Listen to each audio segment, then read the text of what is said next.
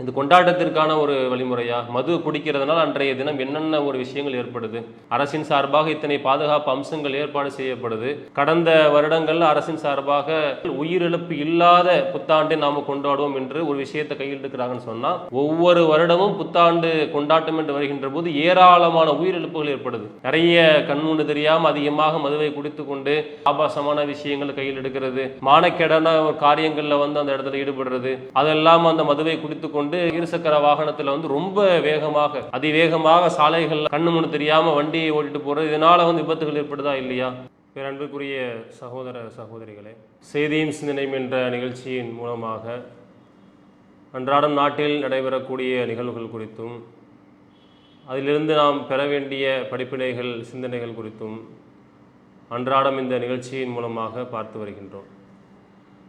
அதன் அடிப்படையில் இன்றைய தின செய்தியும் சிந்தனையும் நிகழ்ச்சியில் நாம் பார்க்க இருக்கக்கூடிய விஷயம் என்னவென்றால், தற்போது உலகம் முழுவதுமே பெரும்பாலான மக்கள் எதிர்நோக்கி காத்திருக்கக்கூடிய அந்த புது வருட பிறப்பு, அந்த புது வருட பிறப்பை ஒட்டி மக்கள் கலந்து கொள்ளக்கூடிய கையில் எடுக்கக்கூடிய அந்த கொண்டாட்டங்கள் குறித்து ஒரு சில விஷயங்களை நாம் இந்த நிகழ்ச்சியின் மூலமாக அறிந்து கொள்ள இருக்கின்றோம். பொதுவாக இந்த புது வருட பிறப்பு அதனுடைய கொண்டாட்ட விஷயங்களை எடுத்துக்கிட்டோம் அப்படின்னு சொன்னால், கிறிஸ்தவ மதத்தை சார்ந்த மக்கள் கொண்டாடக்கூடிய ஒரு நிகழ்வாகத்தான் ஆரம்ப காலத்தில் இருந்தது. இந்த புது வருட கொண்டாட்டம் என்பது கிறிஸ்தவ மதத்தை சார்ந்த ஒரு கொண்டாட்டம் தான். ஆரம்ப கால வரலாற்றை நாம் எடுத்து பார்த்தோம் அப்படின்னு சொன்னால், ரோமானிய பேரரசை ஆண்டவர்கள் நிறைய மன்னர்கள் இருக்கிறாங்க. அவர்கள்தான் இந்த நடைமுறை உருவாக்குகின்றார்கள். ரோமானிய பேரரசை சேர்ந்தவர்கள் இருக்கக்கூடிய இந்த ஆங்கில காலண்டர் முறையை அறிமுகப்படுத்துகிறாங்க. ஆரம்பத்தில் 10 மாதங்கள் தான் அந்த காலண்டர் முறையில் இருந்துச்சு. அதற்கு பிறகு நிறைய ரோமானிய பேரரசர்கள் வருகின்றார்கள். பொம்பிலியஸ் என்று சொல்லக்கூடிய ஒரு ரோமானிய மன்னர், அவர் என்ன பண்ணுறார் அப்படின்னு சொன்னால், இந்த மார்ச்சிலிருந்து ஆரம்பிக்கக்கூடிய இந்த 10 மாதங்கள் கொண்ட ஆங்கில காலண்டர் முறையை கூடுதலாக 2 மாதங்கள் அதில் சேர்த்து 12 மாதங்கள் வர மாதிரி அந்த காலண்டர் முறையை மாற்றி அமைக்கிறார். அதற்கு பிறகு வந்த ஜூலியஸ் சீசர் என்று சொல்லக்கூடிய ஒரு ரோமானிய மன்னர் ஜூலியன் காலண்டர் முறையை அறிமுகப்படுத்துகிறார். இப்போ நாம் இருக்கக்கூடிய அந்த காலண்டர் முறையும் ஜூலியன் காலண்டர் முறையில் ஒரு நடைமுறை தான். கிபி 1500 வாக்கில் வரக்கூடிய போப் கிரிகோரியன் என்று சொல்லக்கூடிய ஒரு ரோமானிய மன்னர் என்ன பண்ணார் சொன்னால், லீப் ஆண்டு என்ற ஒரு விஷயத்தை சேர்த்து நாம் இப்போது நடைமுறையில் பின்பற்றக்கூடிய உலகம் முழுவதும் இந்த காலண்டர் முறை தான் பின்பற்றப்படுது. இந்த கிரிகோரியன் காலண்டர் என்ற ஒரு விஷயத்தை எல்லா மக்களும் பின்பற்றுறாங்க. ஒவ்வொரு வருடமும் அந்த 12 மாதங்கள் முடிந்த பிறகு அடுத்த வருடம் ஆரம்பிக்கும். இது உலக நடைமுறையில் இருக்கக்கூடிய காலண்டர் முறை. இப்படி இருக்கக்கூடிய நிலையில் வருடா வருடம் புதிய வருடங்கள் பிறக்கின்றது. அந்த புது வருட பிறப்பை ஒட்டி தற்போது உலகம் முழுவதிலும் எல்லா நாடுகளிலுமே இருக்கக்கூடிய நிலையை நாம் எடுத்து பார்த்தோம் அப்படின்னு சொன்னால், இப்போது இருக்கக்கூடிய அந்த புது வருட கொண்டாட்டங்கள் மக்களால் எப்படி கையில் எடுக்கப்படுகின்றது, அதில் இருக்கக்கூடிய சாதகமான அம்சங்கள் என்ன, அதில் இருக்கக்கூடிய பாதகங்கள் என்ன என்றதை நாம் எடுத்து பார்க்க வேண்டிய ஒரு காலத்தினுடைய ஒரு கட்டாயத்தில் இருக்கிறோம். பொதுவாக இப்போ நடைமுறையில் இருக்கக்கூடிய விஷயம் என்னன்னு சொன்னால், நாம் வாழக்கூடிய இந்த தமிழகத்தினுடைய நிலையை எடுத்துக்கிட்டோம் அப்படின்னு சொன்னால், தமிழக அரசின் சார்பாக அறிவிப்பை வெளியிடுகின்றார்கள். இந்த புது வருட கொண்டாட்டத்திற்காக வேண்டி, அந்த கொண்டாட்டத்தை முன்னிட்டு மக்களுடைய பாதுகாப்புக்காக வேண்டி கூடுதலாக காவல்துறையினரை நாம் இதில் நாம் களத்தில் இருக்கிறோம். கிட்டத்தட்ட 1,00,000 போலீஸார் அந்த நாளில் பணியில் ஈடுபடுத்தப்பட இருக்கிறாங்க. 100க்கும் மேற்பட்ட பாதுகாப்பு மையங்கள் கூடுதலாக ஏற்பாடு செய்யப்பட இருக்கின்றது. 400க்கும் அதிகமான கூடுதலான சோதனை சாவடிகள். ஏற்கனவே இந்த வாகனங்கள் சாலைகளில் செல்லக்கூடிய நேரத்தில் வாகனத்திற்கோ வாகன ஓட்டிகளினுடைய பாதுகாப்புக்காக வேண்டி, நடைபாதையில் செல்லக்கூடிய அந்த மக்களுடைய பாதுகாப்புக்காக வேண்டி என்று சொல்லி, இந்த வாகனத்தினுடைய தணிக்கைக்காக என்று சொல்லி ஏற்கனவே இருக்கக்கூடிய அந்த சோதனை சாவடிகள் இருக்கும். இது இல்லாமல் கூடுதலாக 400க்கும் அதிகமான சோதனை சாவடிகள் ஏற்படுத்த இருக்கிறோம். கடற்கரைகளை மக்கள் குளிப்பதற்கு தடை விதிக்கப்படுது. கட்டைகளை கொண்டு ஒரு பாதுகாப்பு வளையம் அமைச்சு டிசம்பர் 31ஆம் தேதி மதியத்துக்கு மேலே ஆரம்பித்து மறுநாள் முழுவதுமாக 1.5 நாள் யாரும் வந்து கடலுக்கு குளிக்க போகக்கூடாது என்று சொல்லி பலவிதமான கட்டுப்பாடுகளை இந்த புது வருட கொண்டாட்டத்தில் வந்து அரசாங்கத்தின் சார்பாக கையில் எடுக்கிறத பார்க்குறோம். இதெல்லாம் காரணம் என்ன அப்படின்னு சொன்னால், மக்கள் என்ன பண்ணுறாங்க, இது வந்து ஒரு கிறிஸ்தவ மதத்தை சார்ந்த ஒரு விஷயமாக இருந்தாலும் இன்றைக்கு நாம் எல்லா மக்களுமே பின்பற்றக்கூடியது இந்த காலண்டர் முறையை தான். அப்போ அந்த அடிப்படையில் வந்து எல்லா மதத்திலையுமே பெரும்பாலான மக்கள் என்ன பண்ணுறாங்க அப்படின்னு சொன்னால், இந்த புது வருட கொண்டாட்டத்திலே கலந்து கொள்ளக்கூடிய விஷயத்தை பார்க்குறோம்.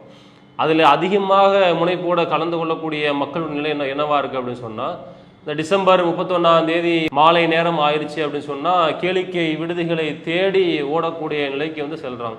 பல தனியார் விடுதிகள் எங்கே இருக்குது, பல உல்லாச விடுதிகள் எங்கே இருக்குது, இந்த விடுதிகளினுடைய நிலை என்னவா இருக்குது அப்படின்னு சொன்னால், அதை ஒரு கொண்டாட்டமாக வந்து அறிவித்து நாங்கள் அதுக்காக வந்து இவ்வளவு சார்ஜ் பண்ணுறோம், இவ்வளவு அமௌண்ட்டை நிர்ணயிக்கிறோம் என்று சொல்லி அதை வந்து அறிவிப்பை வெளியிடுறாங்க. எல்லாருமே வந்து அந்த நாட்களில் வந்து தன்னுடைய 2 சக்கர வாகனத்தை எடுத்துக்கொண்டு 4 சக்கர வாகனத்தை எடுத்துக்கொண்டு அப்படியே வந்து படைப்படையாக அந்த விடுதிகளை நோக்கி போகக்கூடியதை பார்க்குறோம். அங்கே போகிறது மட்டுமல்லாமல் இன்ன பிற கடற்கரைகளில் இன்ன பிற பொது இடங்களில் போய் இருந்து என்ன பண்ணுறாங்கன்னு சொன்னால், அன்றைய தினப்பொழுதில் அந்த 12 மணி எப்போ வரும் என்று எதிர்பார்த்து காத்திருக்கிறாங்க. சில பேர் அதுக்கு முன்னாடியே வந்து மது பாட்டில்களை எடுத்து வைத்து அந்த மதுவை அதிகமாக வந்து குடித்து கொண்டு கேளிக்கையான விஷயங்களில் வந்து பங்கெடுக்கிறத பார்க்குறோமா இல்லையா?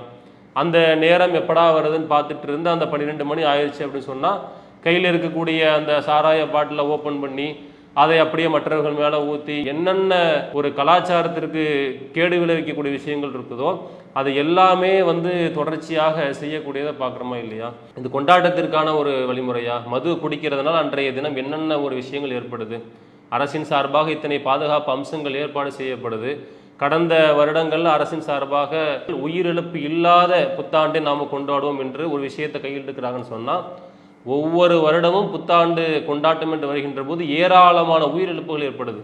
நிறைய கண்முன்னு தெரியாமல் அதிகமாக மதுவை குடித்து கொண்டு ஆபாசமான விஷயங்கள் கையில் எடுக்கிறது, மானக்கேடான காரியங்களில் வந்து அந்த இடத்துல ஈடுபடுறது, அதெல்லாம் அந்த மதுவை குடித்து கொண்டு 2 சக்கர வாகனத்தில் வந்து ரொம்ப வேகமாக அதிவேகமாக சாலைகளில் வந்து கண்ணு முன்னு தெரியாமல் வண்டியை ஓட்டிட்டு போகிறது, இதனால் வந்து விபத்துகள் ஏற்படுதா இல்லையா?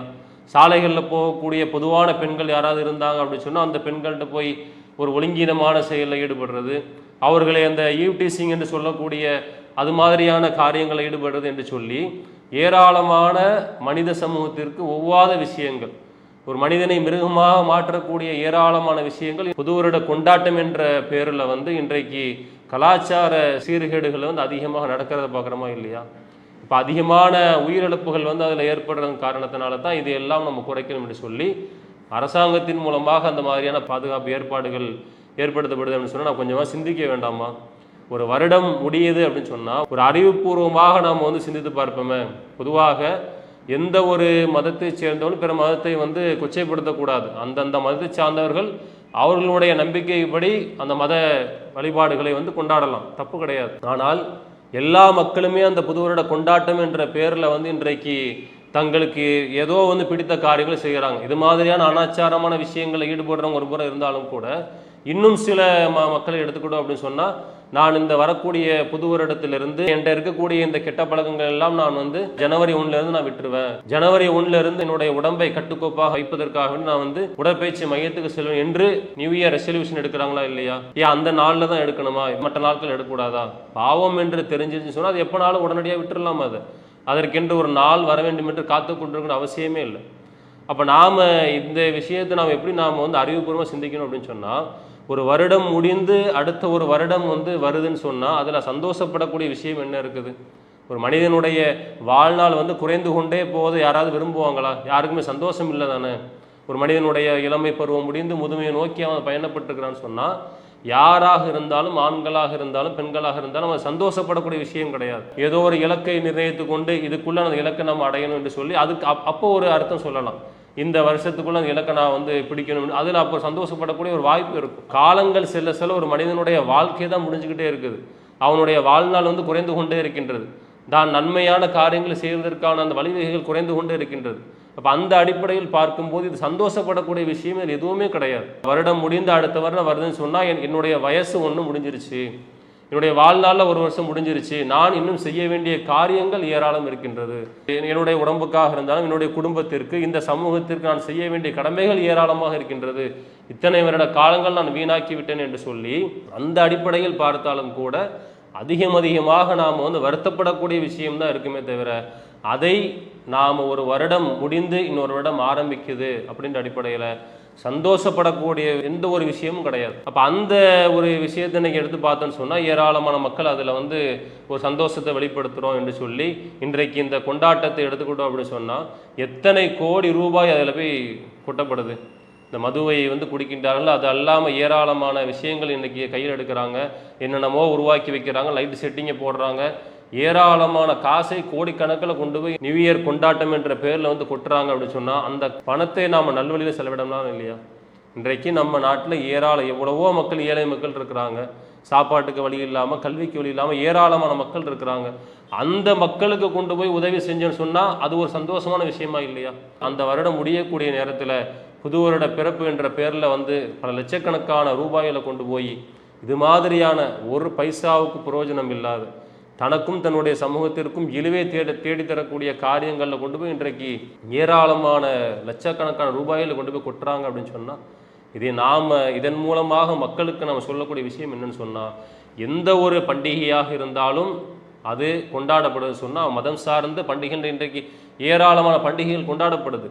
எந்த ஒரு பண்டிகையை நம்ம கொண்டாடுவதாக இருந்தாலும் அது நமக்கும் நம்முடைய குடும்பத்தாருக்கும் ஒரு மகிழ்ச்சியை அளிக்கக்கூடிய விஷயமா இருக்கும். ஒரு குடும்பத்தாரோடு சேர்ந்து ஒரு மகிழ்ச்சியை, ஒரு அன்பை வெளிப்படுத்தும் விதமாக, ஒரு மகிழ்ச்சியான ஒரு தருணத்தை கொண்டாடும் விதமாகத்தான் இது மாதிரியான பண்டிகைகளுடைய நிலை இருக்கணும்.